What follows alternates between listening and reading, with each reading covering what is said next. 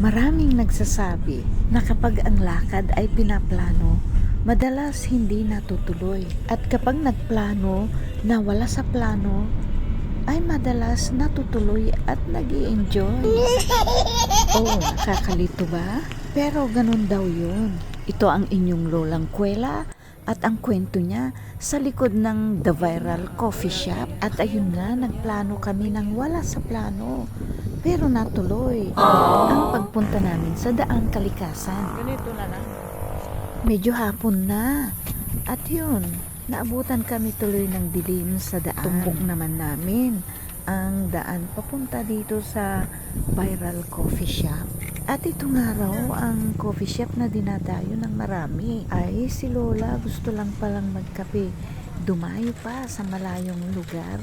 At tamang-tama nga ang dating namin sa lugar na yon at palubog na ang araw. At ang coffee shop pala ay nag-uumpisa ng 4 p.m. hanggang 12 a.m. or 12 midnight. At sa gabi makikita ang kagandahan ng kapaligiran ng coffee shop. At ito nga ang tinatawag nilang Agkapita Coffee Shop. Ito ay isang salitang Ilocano nang ibig sabihin sa English ay let's have coffee. Totoo nga na dinarayo ito ng marami dahil nung papunta pa lang kami ay marami nang nasalubong kami na palabas na galing na sa coffee shop. Tingnan nyo naman ang ningning ng mga ilaw. Makikita sa malayo.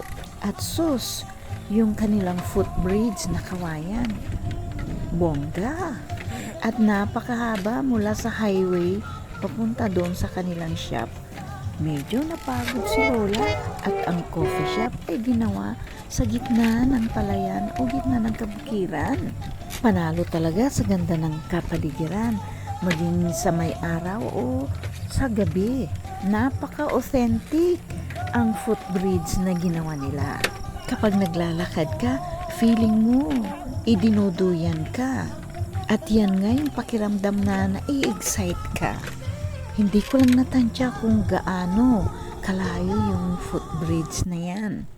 At ang pagtawid sa footbridge na yan ay naiiba ng karanasan.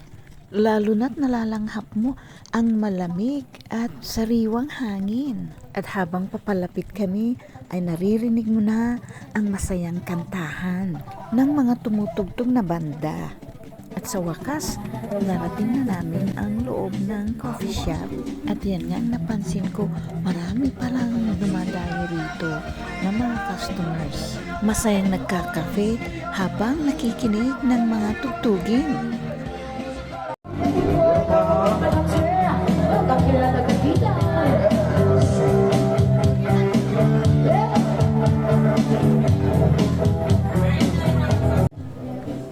At pagdating namin sa coffee shop, ay pinili naming mag-stay sa rooftop. At makikita mo doon ang kagandahan ng kapaligiran. At ito ang nagpa-wow sa akin, ang pailaw ng bamboo wind chime. Ang ilaw niya ay lalong nagpatingkad ng ganda sa kapaligiran. Tignan nyo naman habang humahangin, kasabay ng paggalaw ng mga ilaw.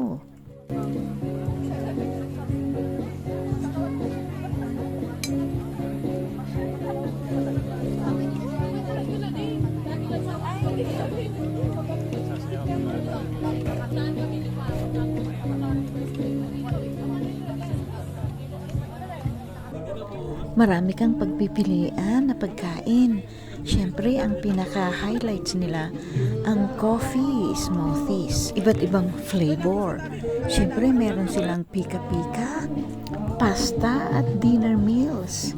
At iba pang mga pagkain.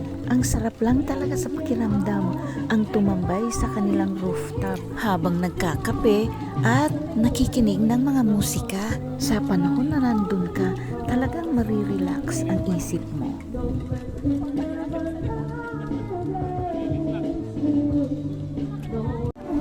At yan nga makikita mong tanawin habang nandun ka sa taas ng rooftop.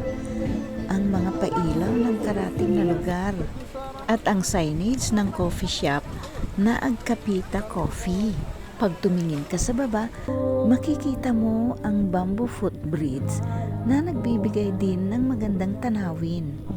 Halos 2 oras din kaming nagtagal sa coffee shop na iyon at feeling namin na-recharge ang aming energy at masasabi kong napakagandang experience ang pagpunta namin sa coffee shop na ito na matatagpuan sa Daang Kalikasan, Mga Terem, Pangasinan. Hanggang dito at maraming salamat sa panunood.